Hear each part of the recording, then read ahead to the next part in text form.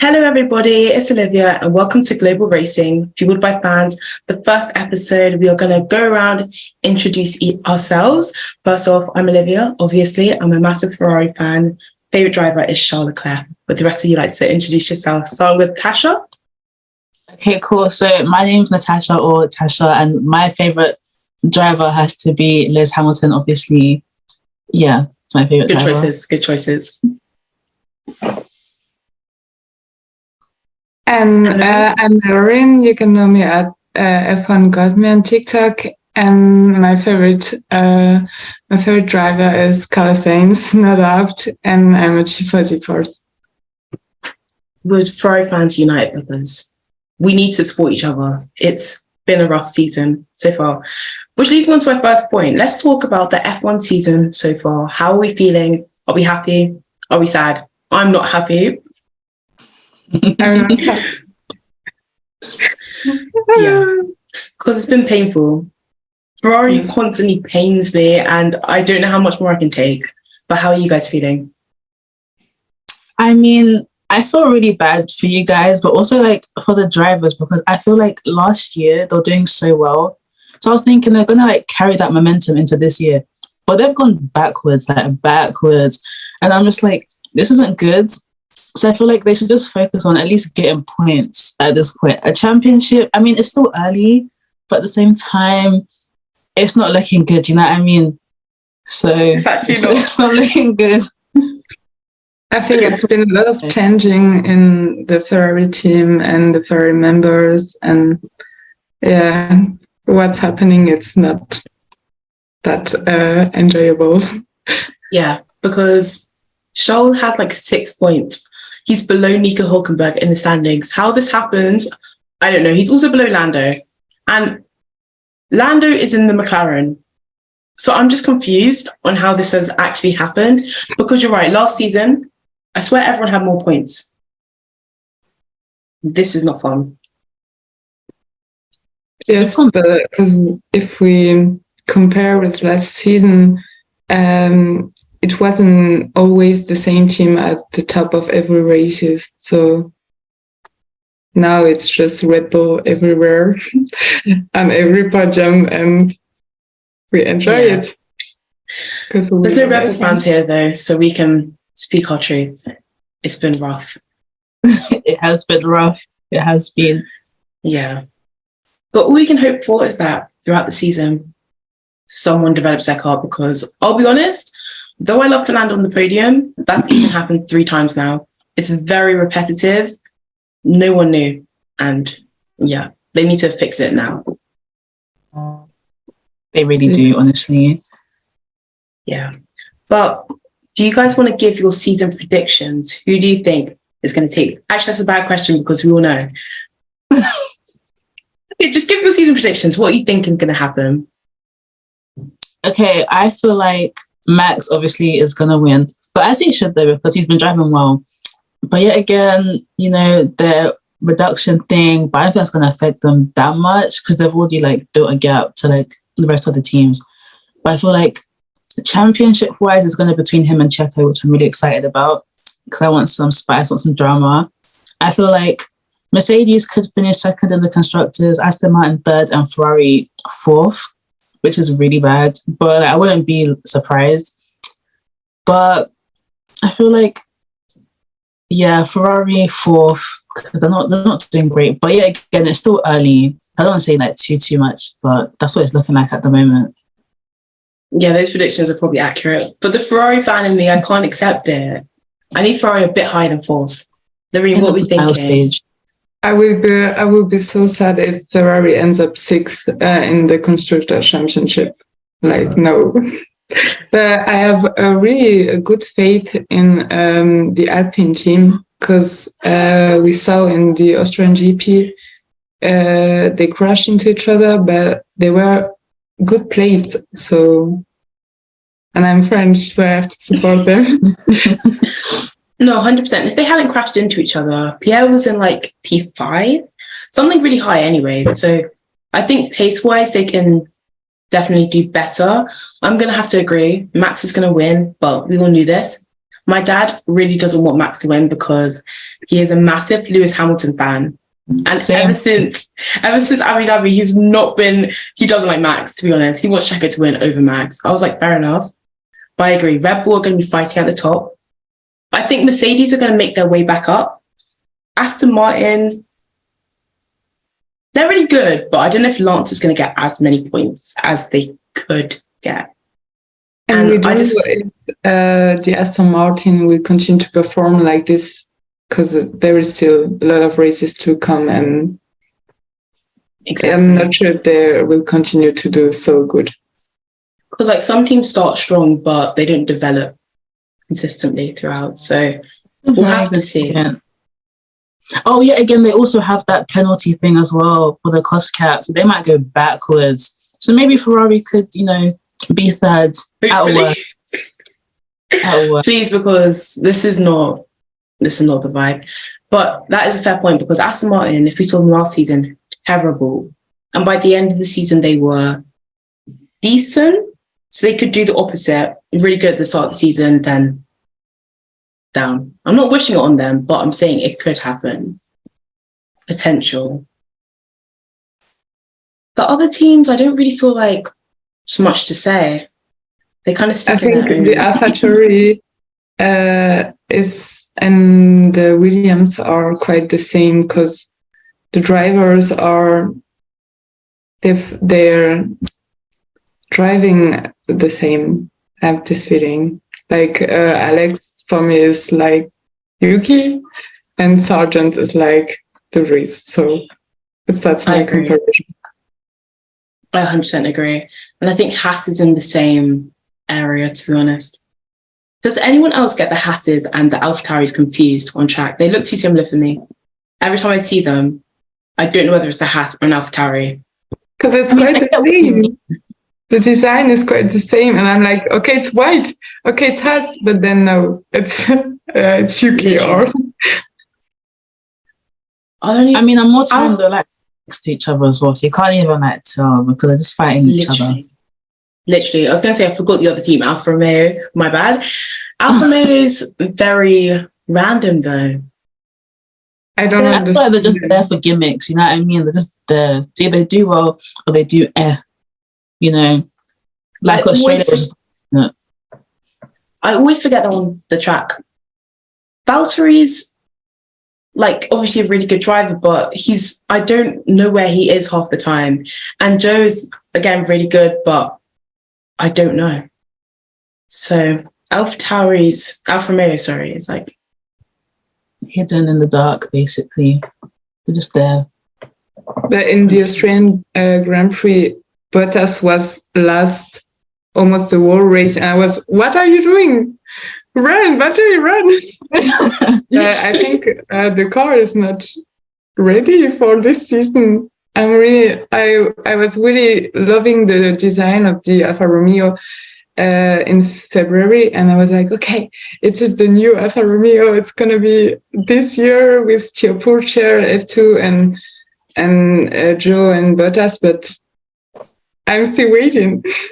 Literally, everyone's like, their car is beautiful, and it is, but it also needs to drive, and they don't have that down.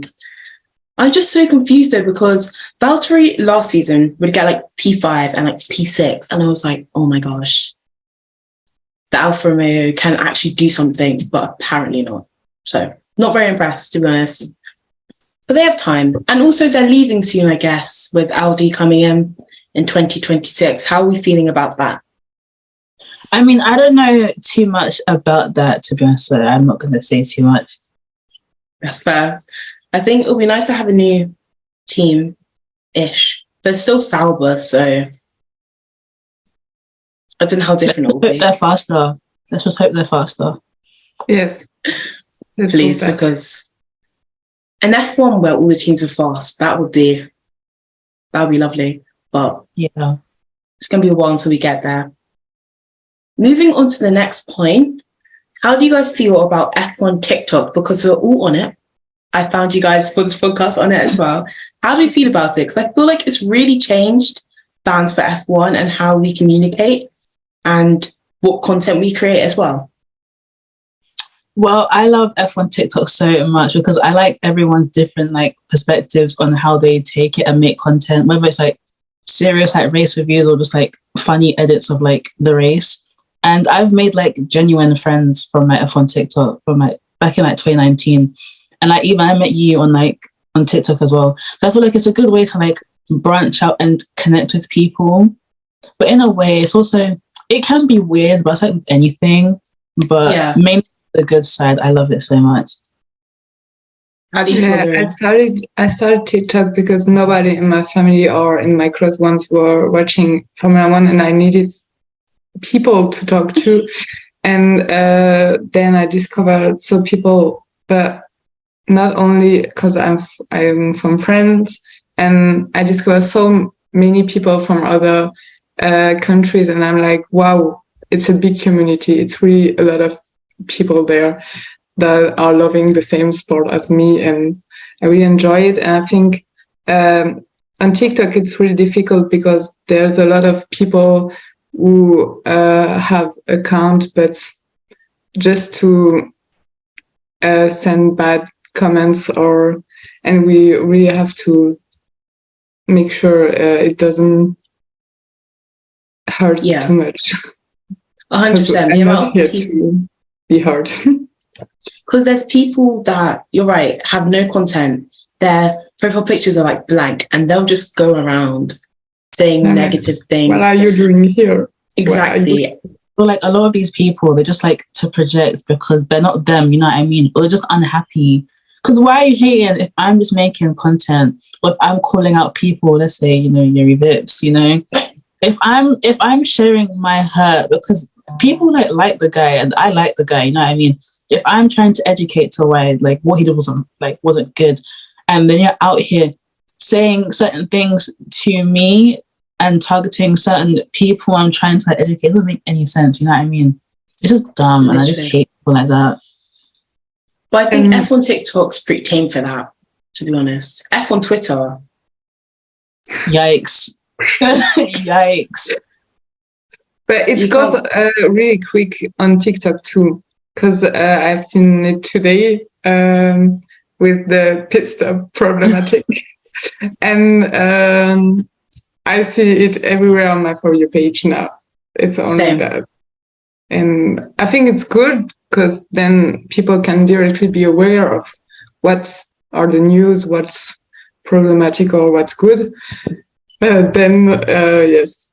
It's like crashing a bomb and everything is like, woo! Literally, it's so fast. I went on TikTok just before this podcast. I was like, let me just do a quick scroll.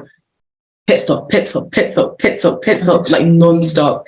And though it's great that we're calling them out, I was like, did I do something wrong? Because I shouldn't have to be dealing with them so much. That's a punishment, I feel like, having to deal with them. I personally was really sad because as I started TikTok, I started to follow them, and I was listening to old podcasts, and I was, they're like me, they're enjoying every race, like it's all new for them and everything. But I saw the interview, the last one, and I was so, what is going on? Who are you to say those things? Because like Fab was directly saying, yeah, no one cares who you are to F2 drivers. And I was like, they are F2 drivers, you are nobody. And I was like, what's going on? I feel like TikTok is good to like call them out. But speaking about pit stop, I was so like bamboozled because I'm like, why would you say that? Because like you said, they are literally F2 drivers themselves, right?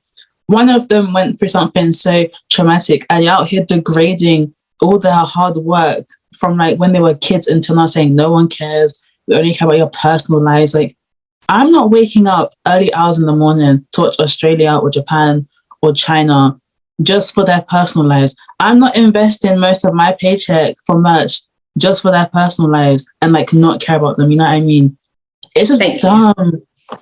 Like, I don't understand.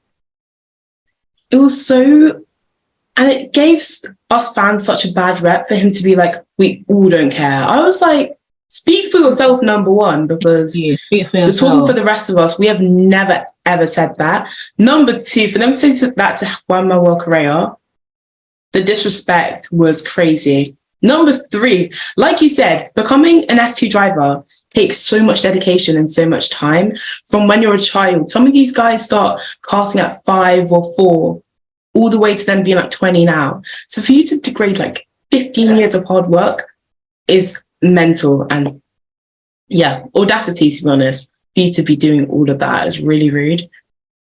Honestly, like I was so triggered and I was so embarrassed. And like if you saw like all their faces, like, you know, Clem, Juan and Marcus, even James, they're all just like what are they on about? Like the audacity that you have to say this to them.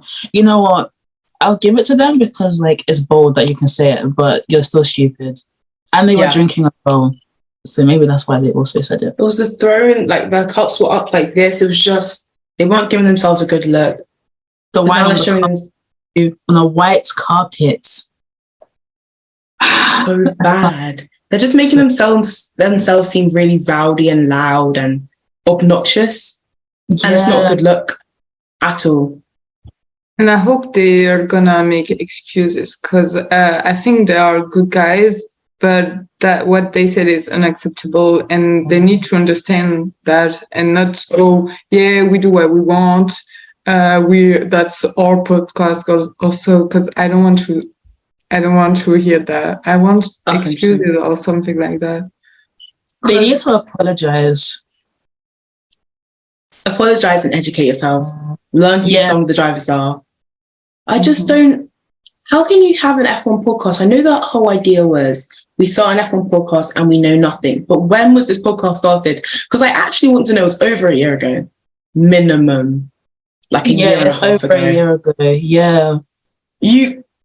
I understand trying to like spread that message for as long as you can because you don't want to have that for like 2 weeks. So maybe you spread it to a year and say that you're still new fans because that's what your podcast is about.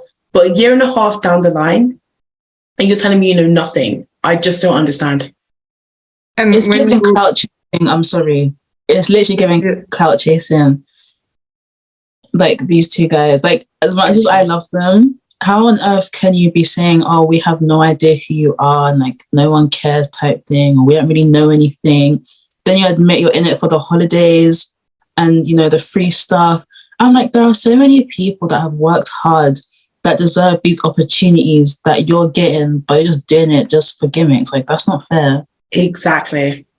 So when you go to a GP, when you go into the paddocks, you met people and people know each other, and you can say, I went to a GP weekend, but I didn't watch F2, I didn't watch F3. I was like, only F1. I'm like, no, it's you're lying. I think they are lying because they were there. I think they were there to many GPs, and you can be blind and not see that the other drivers. Literally, because how can they say they watch F2, but you don't know anything about the F2 drivers? I don't. Or at least know some drivers on the grid other than Ollie Behrman. Yeah. And that's only because they had him on the. That's only because they had him on the podcast. Not to mention, they said they started watching it last year. Was Ollie Behrman in F2 last year? No. So who was on the grid last year? That's my question to them. I don't understand. And if you don't know F2 and F3 drivers, fair enough. But they've made this their job, to be honest. This podcast, talking about racing, talking about Formula One. You'd think if it's your job, you'd know more. Exactly. But my opinions, I guess. It's the way Juan called them out on the podcast. And I was like, thank you. That's what we're all thinking. Because how can you do an F1 podcast but not know a little bit about F2 and F3? Especially Juan. Like, if you know F1, you'll know him after what he went through. You know what I mean?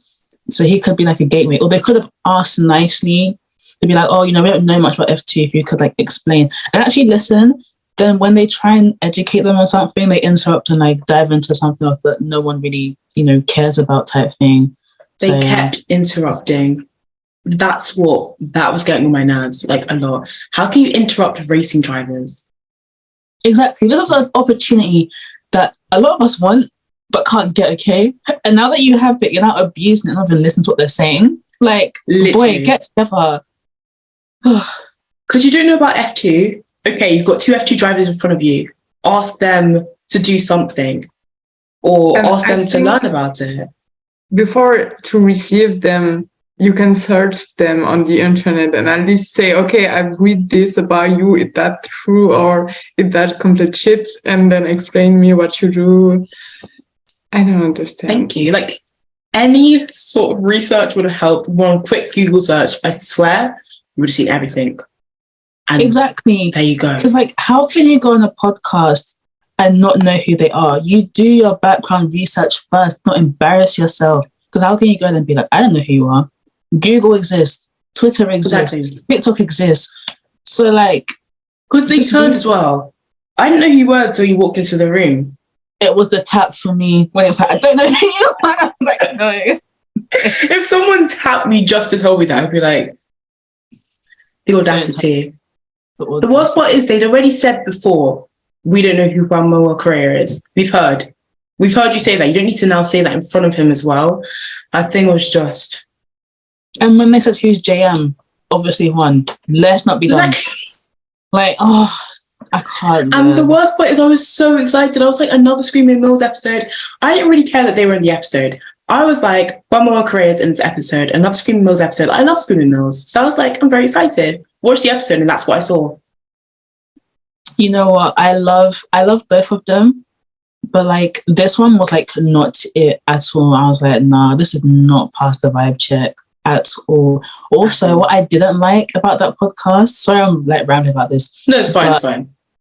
When Marcus said, listen, I love Marcus, but when he said they didn't believe that most of his viewers like actually watch the racing, and knowing that most of them are females, it just gives the impression that we only care about, you know, their personal lives, but we don't. Because a lot of his followers, like including us, obviously watched him from like F2 and now IndyCar. So like we've known him for like racing, you know what I mean? I don't care about his personal life.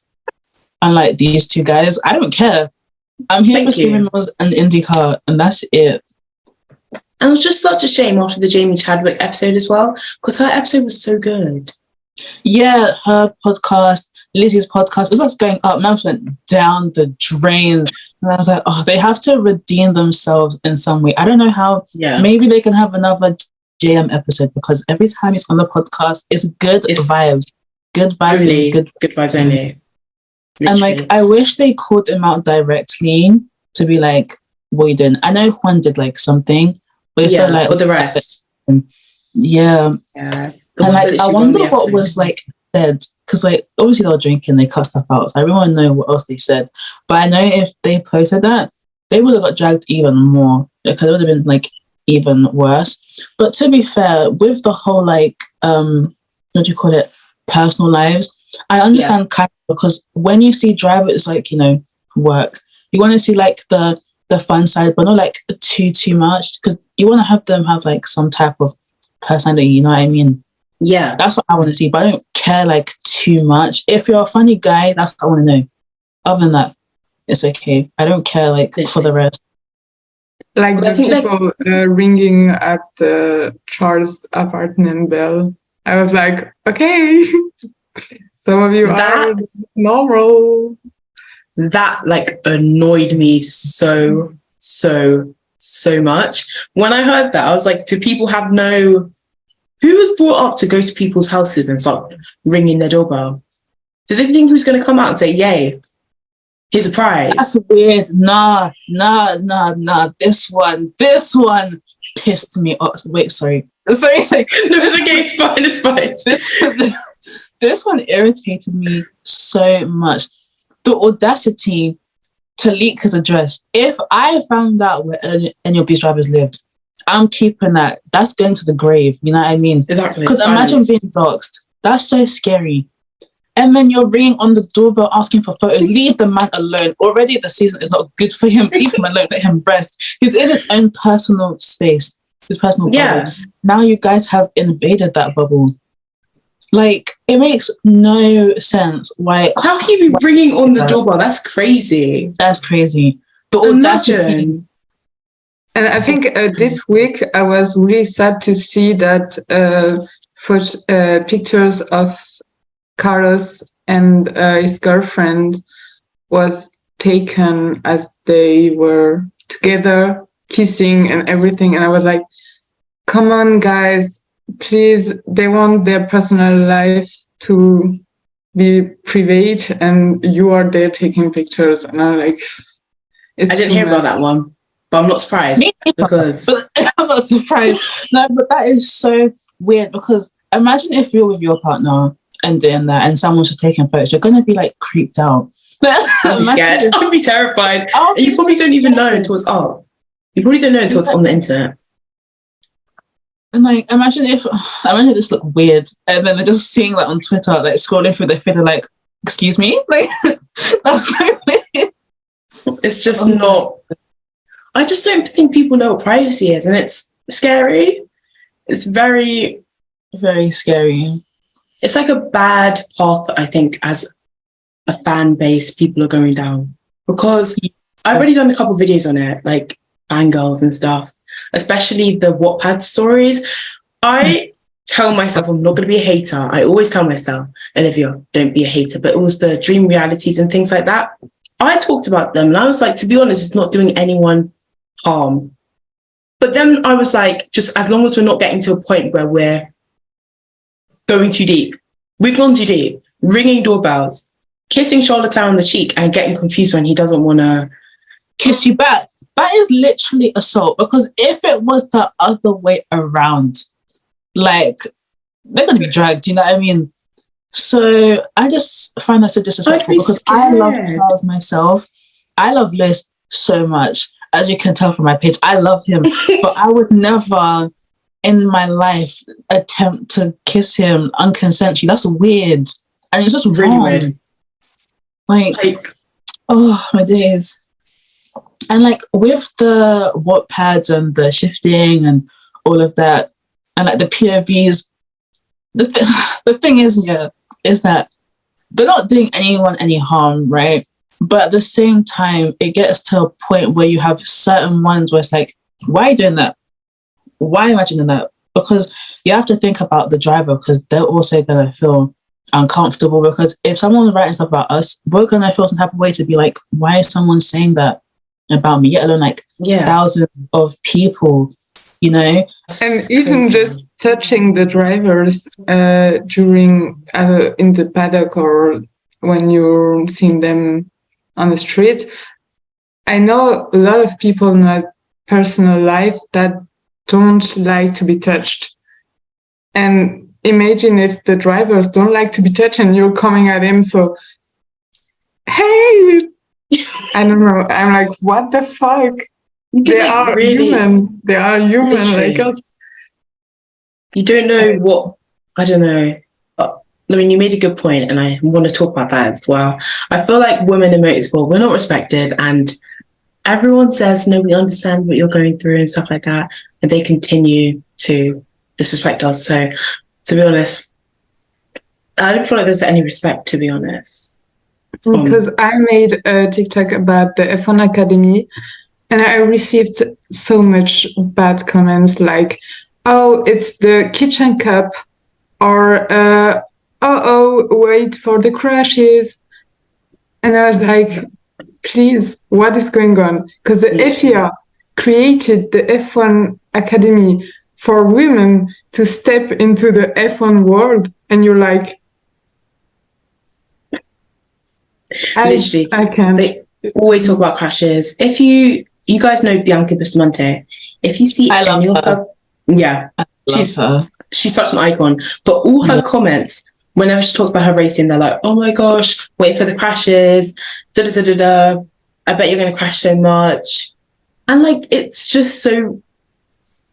It's out of pocket, to be honest. I don't know why people think these things. It's very out of pocket. And for me, what like annoyed me the most is that when they announced, you know, that F1 Academy is going to be a thing, and then a lot of men were like, it's not fair that it's centered around women. What about equality that you guys talk about so much?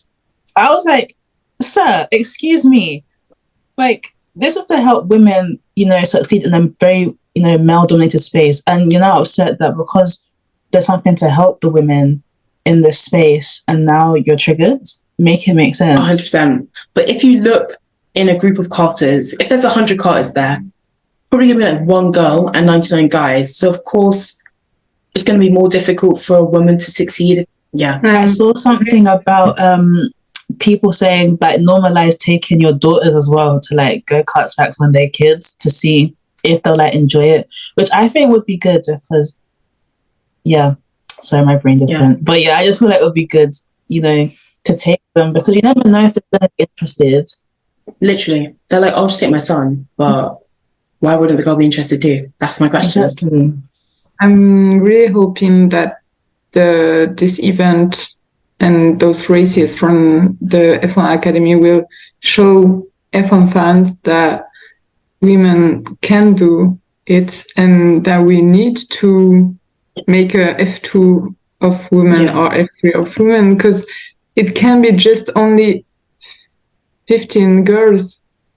We need more girls to support. Exactly. 15 girls. How many guys are there in that F1 pathway? There's so many. It's actually mental. The F3 grid, there's 30 people and one is a girl. That's 29 guys. 29 guys. And people are like, oh yeah, why do girls have their own racing category? It's pretty obvious in my opinion. Just look. Not to mention, I always talk about this, but not all F2 and F3 teams are the same level and same quality. So Sophia, is her name Sophie, in F3, she's she's with one of the worst teams. And so it's like, she's not really been given the chance, but she's still beating all her teammates, but no one's going to talk about her. Teammates. And like a lot, she's not just beating them. She's like beating them. But people aren't going to talk about her because her car's slower. So I don't think it's fair. Yeah, I feel if you gave her a good car, I feel like she'll do like a lot better. Like she's already doing good compared to 30 cars on the grid. Yeah. But if you give her like a better car, she'll, be up there with like the rest of these guys. But I feel 100%. Like it's an easy thing because I feel like, as like, some drivers have said in the past, that they don't want to be beaten by like a woman. It will just like hurt their ego. It's just so like dumb. Like it's not that deep. You know what I mean? Like, it's never that deep. Ever. And it's just a shame as well because I'm like, there are so many women and young girls that have the talent, but they're not going to be given a chance because no one wants to like fund them solely because they're a girl and not think they're gonna do well. Literally. So I really hope that F1 Academy like shows that like these girls are serious and they can make it, Yeah. And it's so difficult for women even to go, even for racing, for karting, because you have to get the sponsors and sometimes the sponsors are just, no, we want men. We want to support men. Yeah. And I'm like, cool. Thank you. I think some of the sponsors, they think by supporting a woman that's a political statement of some sort, which is not. It's just supporting someone's racing career. Exactly. So it's just so. And I think, Laurine, you made a good point about there being like F2 and F3, because I feel like women are stuck at this low level. F1 Academy is, of course, an amazing initiative, in my opinion, but it's F4 level cars. If you look at the chassis and if you look at who's doing the engine and things, it's an F4 level car. It's not very fast, like at all. So it's great that we've got 15 women racing, but it's 15 women racing in a car that's not that fast. Yeah. So, and like I remember in the Screaming Mills episode with Jamie Chadwick, she was basically saying how like even though she was like winning the championships with like WCs, when she went to F3, she was in like not really the best car, so she can't really like showcase her talent because she's already in like a not so good car. Then it'll just kind of be the narrative that women aren't great because she's doing terrible, but she's not in a good car. Understand like she's trying. Literally, exactly. And I'm pretty sure she'll be like beating a lot of these guys. Especially because I don't want to hear a single thing about this woman isn't doing this good, because some of the drivers in F2, I'm not going to call them by name because that's unnecessary, but they didn't do great in Formula 3. They still got that step up to Formula 2 and in a decent car. They have to perform. they can get like P15. They can go up to Formula 2. Like, that's how easy it is for them. I'm not saying it's easy. That's how much easier it is for them to race. And I don't think it's fair, to be honest. So, yeah. But it's important to support these drivers in F1 Academy. And there's some in Formula Regional as well, some in F4, but they never seem to get higher than that. Obviously, we've got Sophia in F3, but it seems to be like this block. Like Tatiana Calderon, she got to F2, but still it was in a bad car, and it was for half season. And this year I was watching Rock in the winter, and I think Jamie was the only woman representing, and I was like, okay, because there is not enough competition for women, and she was the only one with a championship, so I was like, okay, but we need more women here. Because people are always like the category shouldn't be separate. It shouldn't be separate for women and separate for guys, but you don't let women in anyways. So what are they meant to do?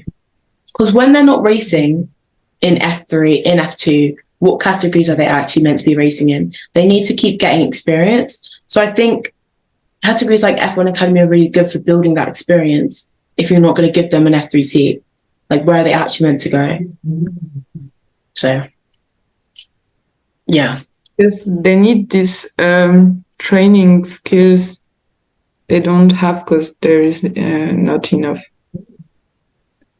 support, like, anywhere. But I feel like it just starts with, like, the very basics, like go-karting. Like, if they tried, introduce it to more girls, they'd be like, you should try this, like, it's fun type thing. Or, like, parents take their daughters with their sons to, like, the tracks to be like, you should, try this. The same way they're forcing their sons for this lifestyle, they should be forcing their daughters, you know what I mean? Exactly. So, I feel that'd be good.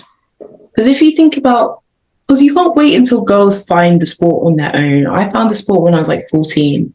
Obviously, it's way too late to go go-karting. I wasn't planning to because go-karting scares me. I had a terrible go-karting swim. Never again. I got hit by a grown man, and when I tell you his face, he looked evil. I swear it was on purpose. He was trying to break a leg or something. He was mental. Anyways, I was 14. No, he didn't actually. And he had his kid in the seat. So, oh Lord. Yeah. But anyways, I was 14. I couldn't start go-karting at that age. You need to get them in younger. And there you go. Yeah. There's like this racing family. Their last name's Fluxer. So there's Lorenzo Fluxer. He's racing in Formula Regional. But his little sister, she's actually part of the Mercedes Driver Academy. Why? Because I'm guessing their parents put all of them into karting. It wasn't just, let me put my son into it. They put their daughter into it as well. Now she's part of the Mercedes Driver Academy. It works. You just need to actually encourage them. Don't force them, obviously. They don't like it. But yeah, they don't like it. Yeah. But still give them a chance, in my opinion. What other points do I have? Ooh, okay. I think this is the topic that gets the most. Yeah. What are your opinions? We won't get cancelled. It's okay, guys. We shouldn't be anyway. What are your opinions on Drive to Survive? I feel like we have to talk about it. Oh, I have so much for this. Okay, so I'll admit it. I used to be a Drive to Survive hater. Like, I enjoyed it, but I used to blame a lot of the toxic stuff on the fans because I feel like to an extent, some of the toxic stuff was coming from the DTS fandom, But I'm not going to blame all of them. Let's just say 10% of them. And I feel like it's a good thing that Drive to Survive came out because it has brought so many new fans, especially women, and they're interested, which we need, we need more diverse sport. But I feel like at the same time, people have gone too far with it to be like, oh, DTS fans this, DTS fans that. But I'm like, you guys are behaving as if people weren't saying these things on Twitter 10 years ago. The toxicity has always been there. It's just more prominent because social media and DTS is more prominent now compared to then. So I don't think it's Yeah. fair to blame it entirely on them. We have to look at it as like a whole to be like, where's this all like coming from? 100%. I think the thing with DTS as well is the point doesn't really stand anymore, because if we think about when the first season came out, that was 5 years ago. It's been a while. So, like the people that I didn't start watching at season 1, I'll be honest, but the people that started watching it would have been 2018. Yeah, they've been here for a while if you really deep it. So yeah, I think I have a point. As for me, I knew Formula One because of Sebastian Vettel, 2012. I was watching it as a kid, and then my dad hasn't that TV channel for Formula One, and I was like, okay, I can watch it. Sad. And then it was last year. I was watching Netflix and was like, oh, it's about Formula One. I have to watch it. I big watched the third season, and I was like, okay, yeah, now I want to see the races. So watch the previous races from every season, from each season. It's crazy. And then I was like, okay, I understand, but you have to keep the sport and the making up from Netflix team. So Yeah, but it's good. It's good. I wouldn't say it's not good because I'm a Netflix addict too. So for me, yeah, I'd say I got into Drive to Survive. My dad's been watching F1 for ages, like since the 80s. So I always knew about F1, but as a kid, I'm a middle child, so everyone says middle children are a bit, yeah. So I used to like, I wouldn't say I attacked my siblings. I was playing with them. They didn't think I was playing with them. So whenever I'd get in trouble, my dad would make me sit down with him and he'd be like, you have to watch this with me. And it was F1. So I had a really bad, anytime I thought F1, I thought about being a kid and complaining all the time. So then 2021, my sister was like, let's watch Drive to Survive. And I was like, don't really want to. Watched it, and then obviously here we are. But I didn't get onto F1 TikTok until like a year after Drive to Survive. So I didn't really know there was this negative stereotype about Drive to Survive, because I just went in straight into watching F1. I didn't look at social media as well. So I just saw it as, okay, I'm watching it now. And then I came to F1 TikTok and I was like, oh, I'm kind of hated, my bad. But yeah. I think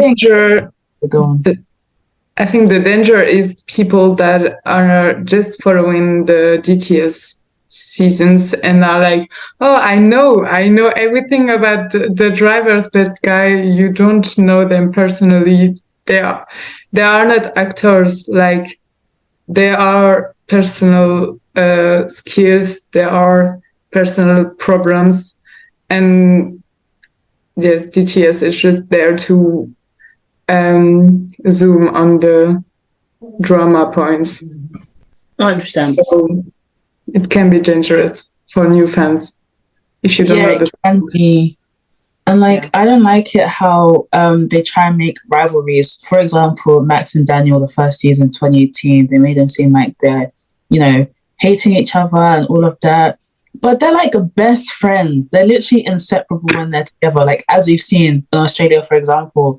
And for people to now be attacking Max, calling him awful, and he's dating or blah, I'm like, you guys have seen let's say 8 hours or something from a whole season that's been made into something which is not, because obviously they don't care.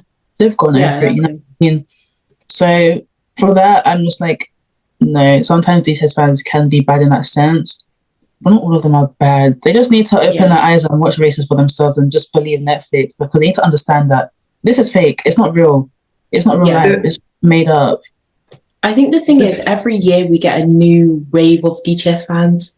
So I'd say I'm like the third group, because third season, but I've seen the fourth season now come in, then the fifth season, and I kind of get why people were a bit iffy about it at first, because they do come in. I think some of them do think that they know everything from the show, and you just watch them and you're like, the funniest part of the fifth season is the fact that they try to make us believe there was a problem between Charles and Carlos.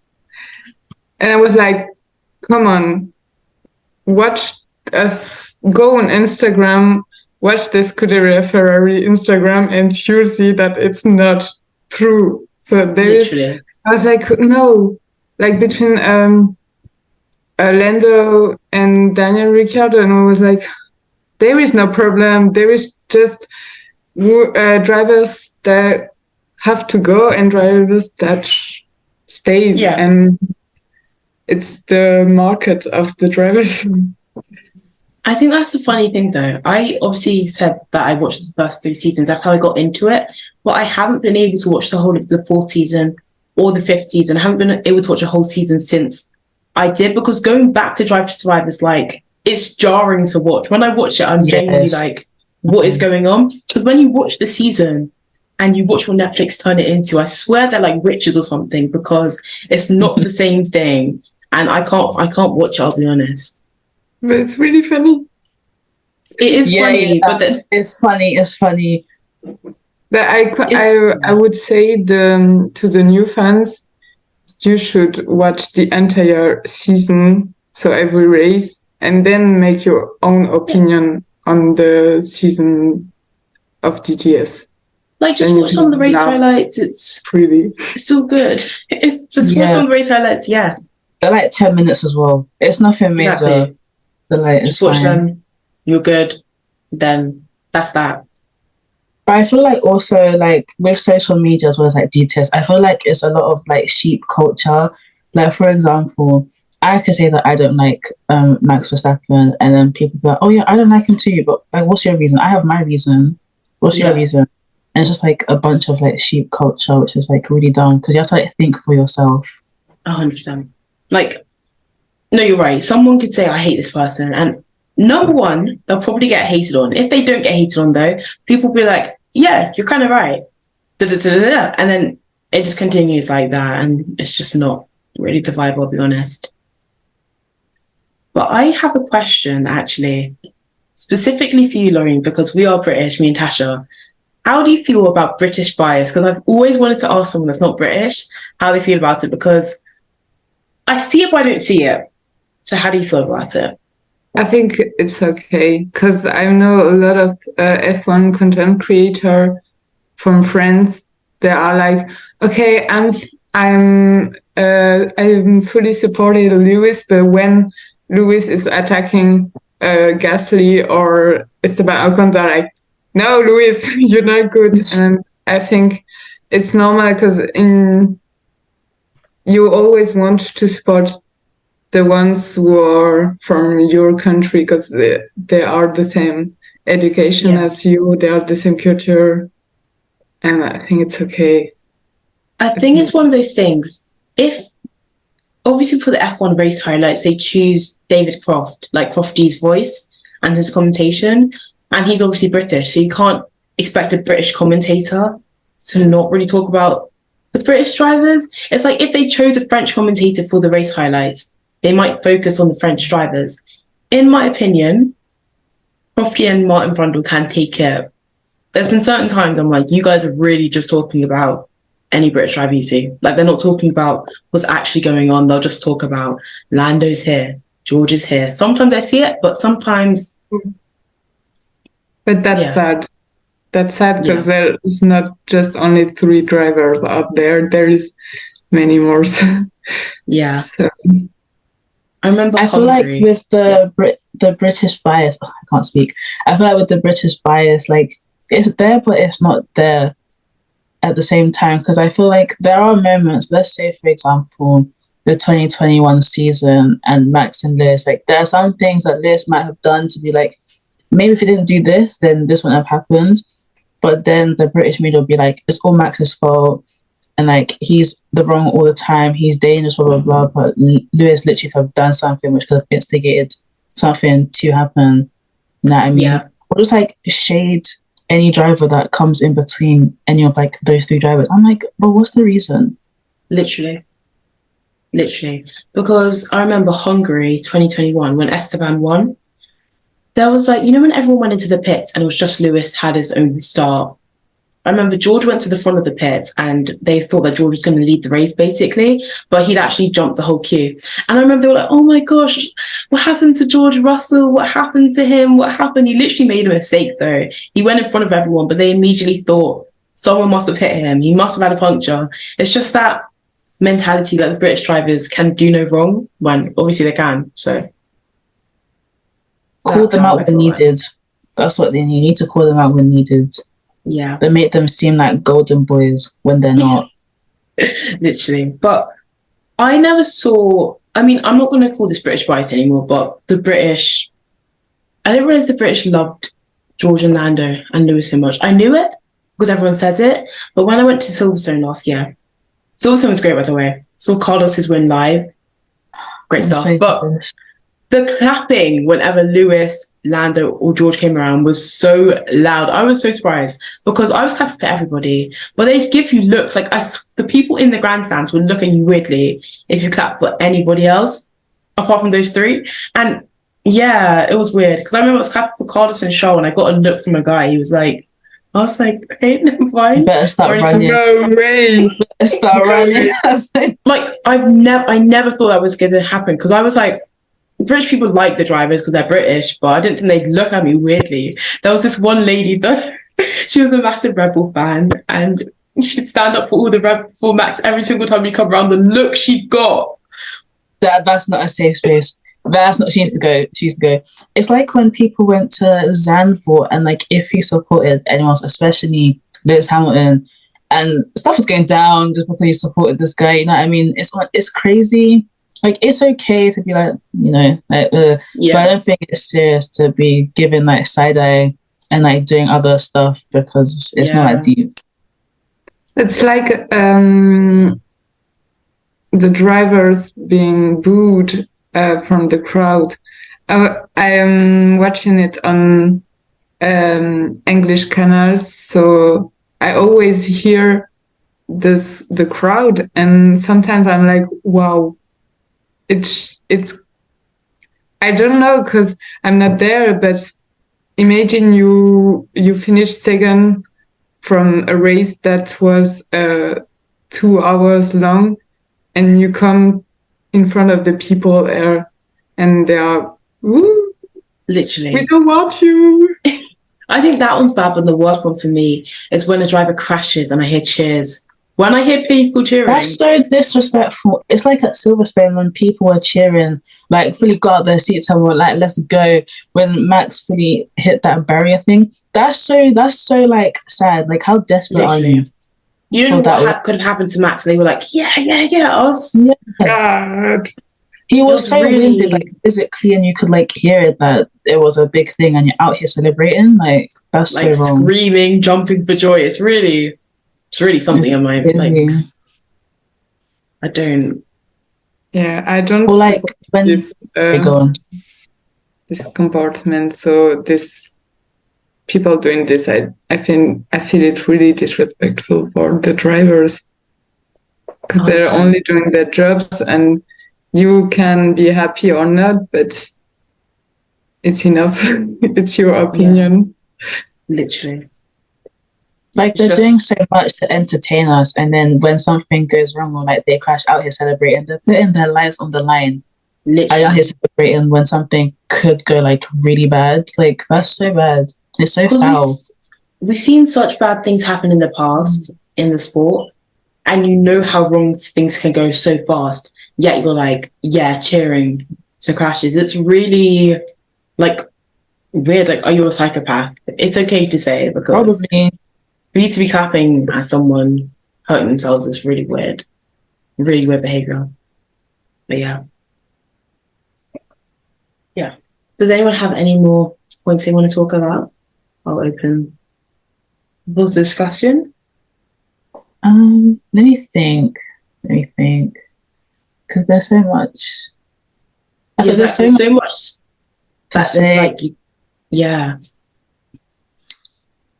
I think I was thinking about something like because I like every drivers. Like I love Formula One and every drivers, in particular Carlos Sainz, but I respect everyone. And I'm like, I've seen a lot of influencer or F1 content creators that are like, oh, I only cheers for my team because I only support my team. But I'm like, yeah, but imagine when one driver wins a race for the first time, you can say, oh, it's not my team, I'm not happy.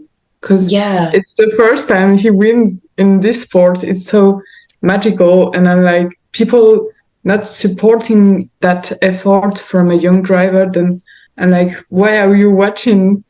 Your life is so depressed. exactly, That's it's so so dumb. negative. Yeah, like why are you hating? They've literally achieved a lifelong dream. Doesn't matter if you Literally. don't like them or not. Like you should be happy for them, you know? Like you just watch the race and you see it's all positive, you're happy, you're like, yeah, they got their first win. You go onto TikTok to see some other people's opinions and it's just negative. Like from every single perspective. It's like me as a Ferrari fan, so sad because this person won. But I'm like, think about them though. They're having the time of their life. And I respect that. And I'm like, at least you guys are having fun. So if you're going to act like that, then I It's don't just really know dumb. for you. It's very Yeah. childish. It's honestly so childish. Yeah. Because I can understand the rivalry between the fans of Mercedes and the fans of Red Bull, but I'm like, I'm always, people always put me on one or the other side, and I'm like, I have no side. Literally. I'm both sided. Like, 'Cause I genuinely- I don't want to choose between them, and I don't want to be in the problem. Yeah. Let me out of this. Like as Ferrari fans, we're still waiting for the cars to finish the race, so we can't be focusing on the championship yet. Because the thing is, I genuinely like Lewis and Max, and people are like, oh, we must like one or the other. But I'm like, no, You can support both. they're both really good drivers, but I can also call them both out on their wrongs. I just don't understand why. Yeah, because you can go on a Max post, the amount of negative things about Max, but a Lewis post, the amount of negative things about Lewis, is you can't win. Yeah, There's always negativity. I feel like with Lewis and Max, because I used to be a die-hard Max fan, like when I was younger. And I feel like 2020, I was like, because I've always supported Lewis from like, you know, day one.